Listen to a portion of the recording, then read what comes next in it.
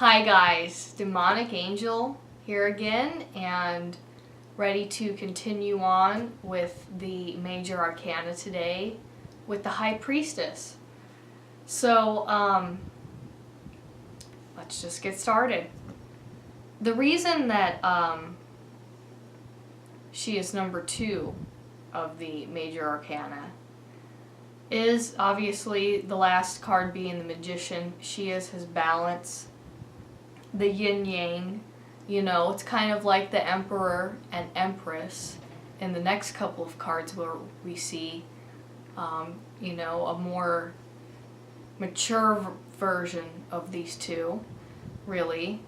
And it's just the feminine and masculine forces. So number 2 is number 1's balance traditionally.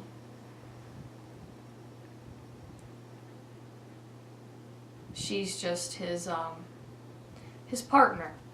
So basically that's essentially the huge significance that I really think goes along with number 2. The pillars on each side, one's labeled B and one is labeled J. And it's again a kind of play on yin-yang. You've got the force of light, the masculine force, and then of course you have the pillar that is dark, representing the feminine force out there. So the two of those, of course, are going to come together. This is basically supposed to represent the entrance to Solomon's temple. The J stands for Jachin, and this is in Hebrew, which I don't know, admittedly, so hope I'm saying that right. And the Jachin means he shall establish, while B stands for Boaz, and it means in its strength. So in between B and J, of course, it's connected by this background that has dates and palms. And that's because these represent the sexual elements of masculine femininity. And because there's the fruit and the tree that nourishes the fruit, obviously, you know, representing that force once again that's always there of masculine and feminine. And the two pillars, when joined by this backdrop, is to signify both masculine and feminine are needed and are part of, you know, opposites, but part of the same opposites of the same force. On her chest she has it looks like a cross, and it is, but if you look at it, it's a little bit more equalized than like a cross that has the horizontal part more towards the top. And that's because in like heathenry, stuff like that, this is supposed to represent the shape of the human soul. So in a lot of things like the Ars Goetia, where you have a bunch of sigils, a lot of them have these, you know, cross types of angles, and that comes from that heathen belief that the shape of equal cross is the shape of a human soul. So obviously this would kind of go along with her being the guardian of intuition and stuff here.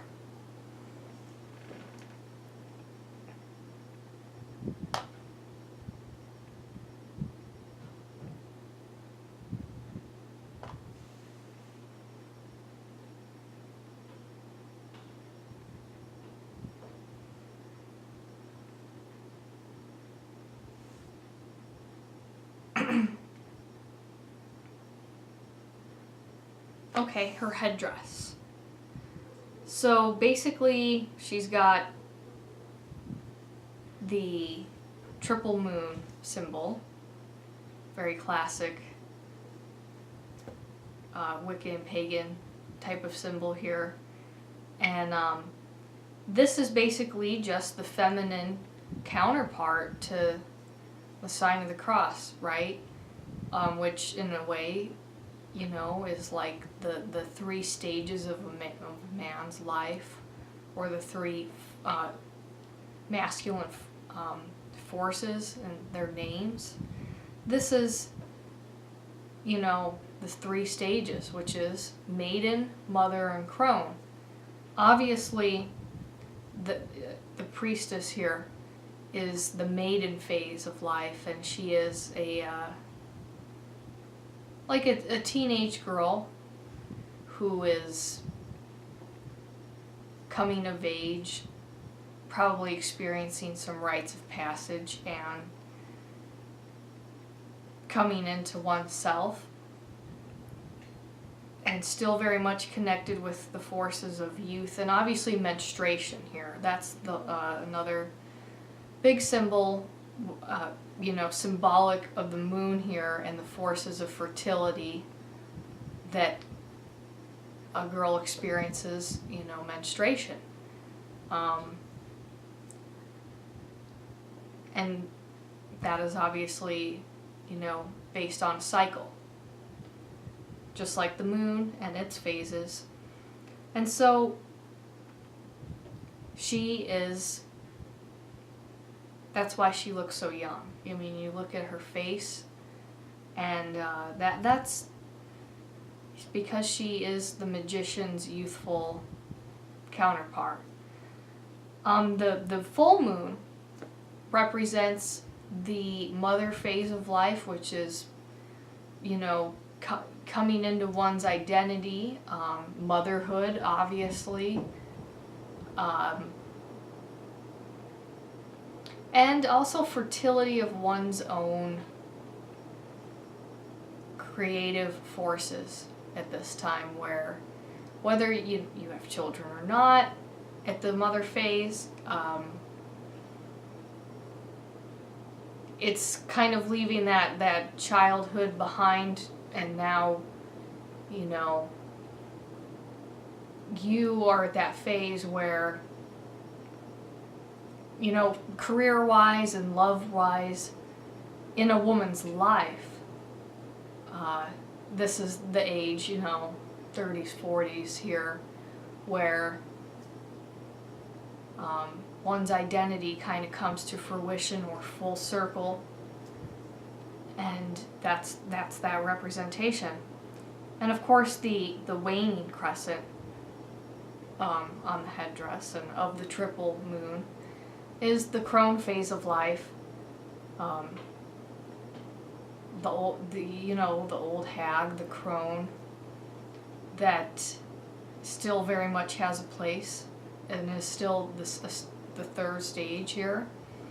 And the crone, of course, has wisdom that only comes with experience, and understands herself even more than these first two phases.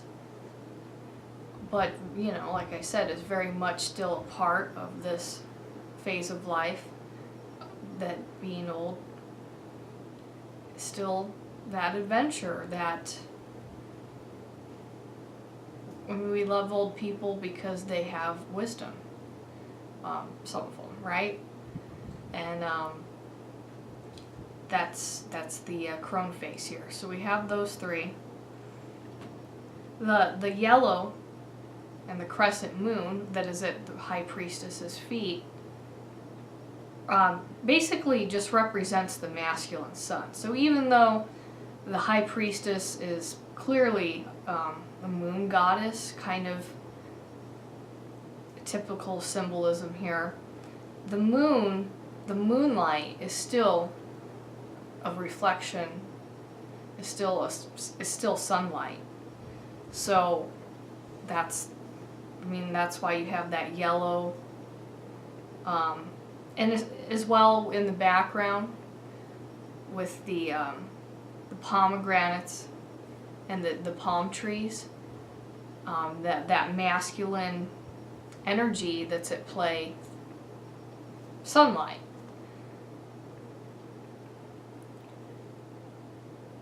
And of course, this is another demonstration of her at the crescent, the waxing crescent phase, where she's not a mother yet, but she's coming into sexuality, coming into menstruation, coming into one's identity,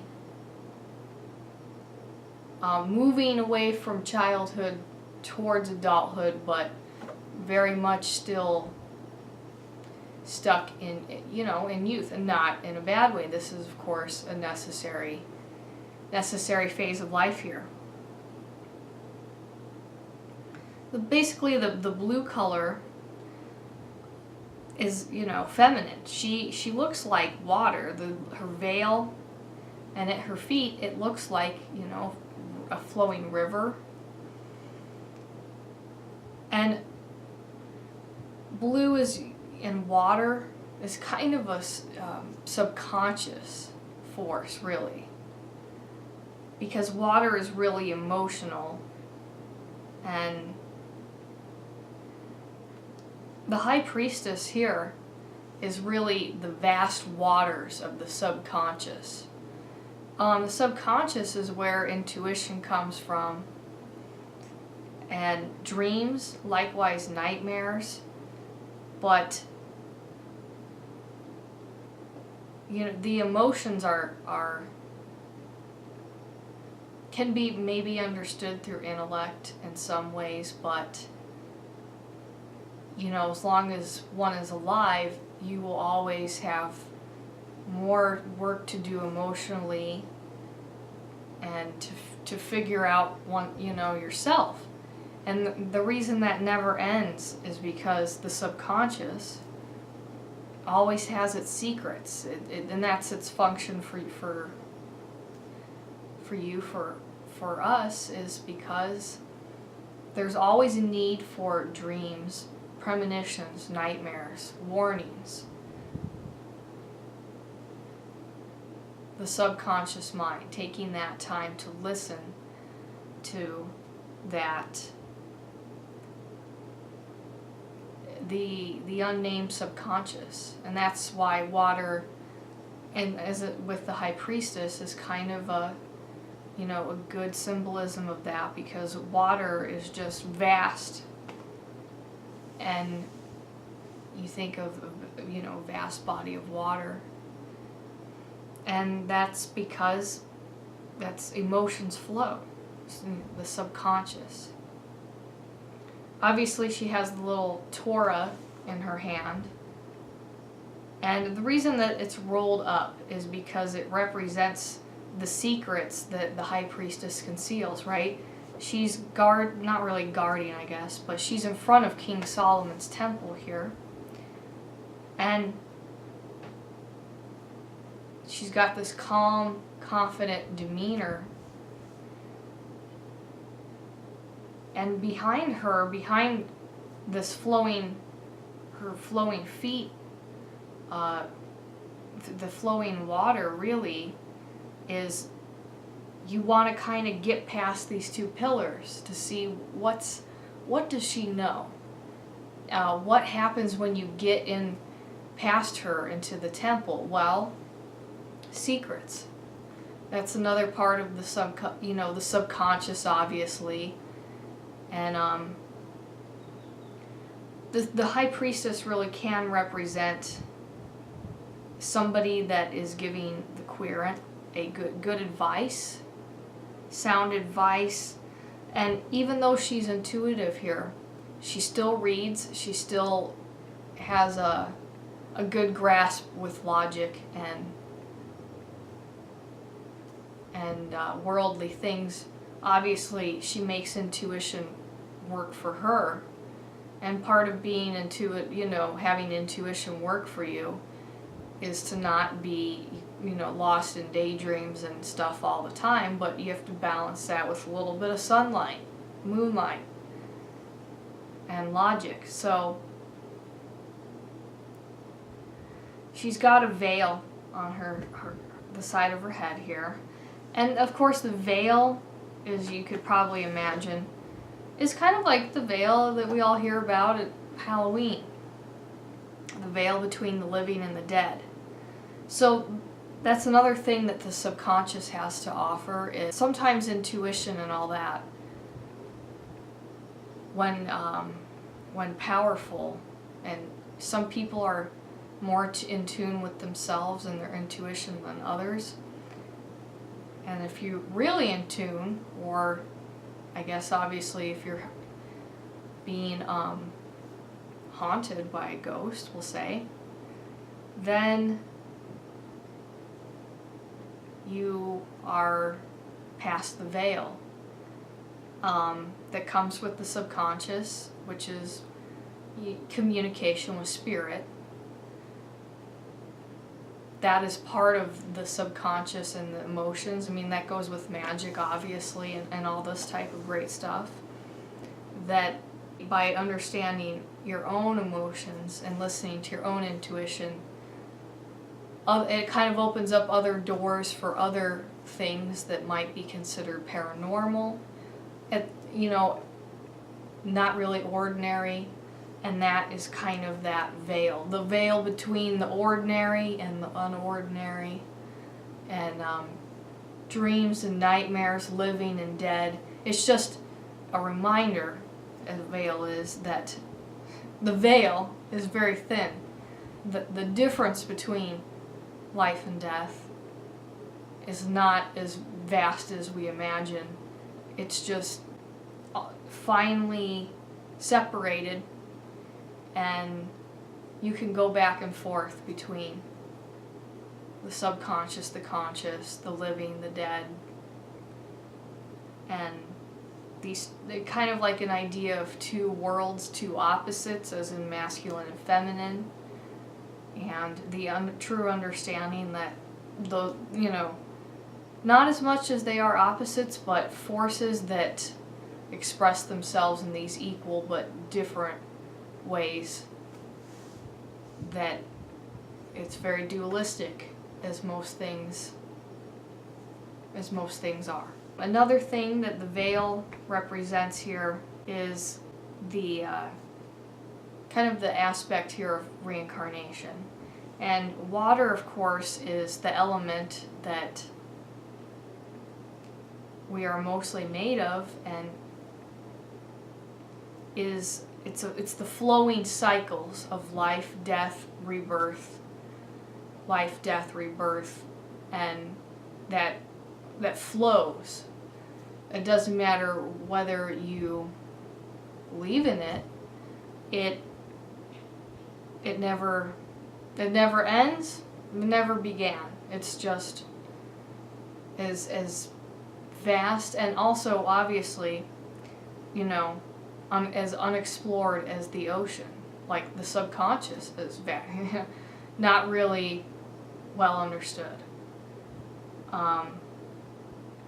But it doesn't need for you to understand. It's the waters of life. Obviously, by token, by the same principle here, it's death as well, and that just keeps flowing. Okay, and then the pomegranates kind of represent that force of, they thought it, like a good association is like Hades and the underworld. Again, guarding this underworld, like the High Priestesses, there has to be something that you have to do to get past the veil, to get in, so you can learn these secrets, because obviously secrets aren't just open and free and easy. They are something stumbled upon, obtained, but in some way a process has to happen there. And the date palm trees are basically the vital fluids thought to be the sacred tree of Hathor, queen of the date palm, who feeds the deceased from the ponds of life and provides sacred milk. And also this, the imagery of the ripe pomegranates is, you know, the fruits provide life and provide, of course, if you're thinking about the living and the dead, still kind of that connection that the subconscious and the dead and the mysterious still need to feed, still need life, still need to obtain energy. And so the pomegranates are, you know, basically that representation of the need to consume energy, and no matter what's going on, you're going to need some type of energy. So I think in conclusion for today, the High Priestess upright is really the masculine, her masculine aspect, its counterpart, and she is a young woman who just went through some rites of passage, and it kind of goes along with coming into one's self a little bit, having the body not anymore of a child. And you know, a lot of times during puberty, as you probably a lot of you guys know, that can also increase paranormal activity, and things like psychokinesis can happen because of the strong amount of energy that's released during this phase here. So it's just sheer intuition. It is emotional, and it doesn't have to be a negative thing. I mean, because that is part of the individuation process here. So the High Priestess also can represent somebody who is giving you good advice, like a spiritual leader, somebody that is kind of helping you to understand your spiritual side, and that's obviously upright. So this is a good thing. It's flowing well, like the flowing waters here. And it can also mean, quite obviously, that somebody is listening to their dreams, their intuition, that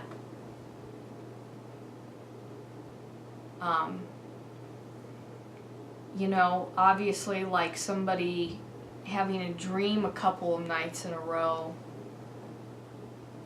about a fire, and then they decide to put batteries in their smoke detector, and of course a fire takes place shortly thereafter, but they are able to get out. Why? They listen to their intuition, and that is that most powerful, dramatic aspect to the High Priestess.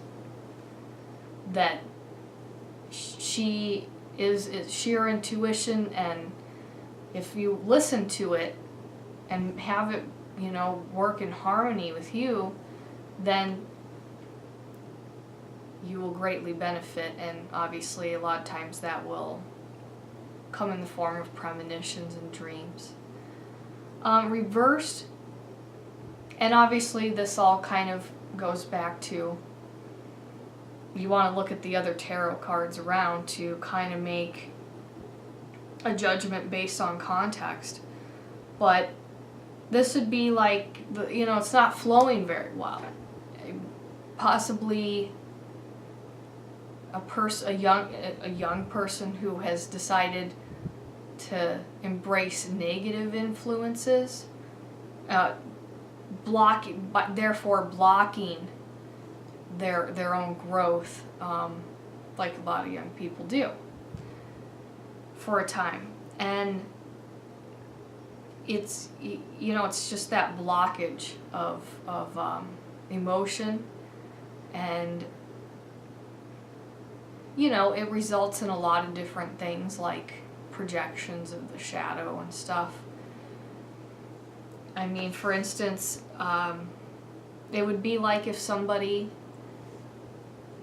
let's take that same example I just said, and somebody had a dream about a fire, and they go, nah, you know what, I'll just wait till next year to put new batteries in the smoke detector. And, you know, keep having that dream a couple more times, and eventually intuition can't get through. It gets blocked. It can't benefit you, and then, you know, you didn't get the benefit of that, and it's just blocked intuition, you know, maybe not handling emotions well, too many emotions all at once, so they can't be processed and therefore blocked. And it's just essentially when intuition gets blocked.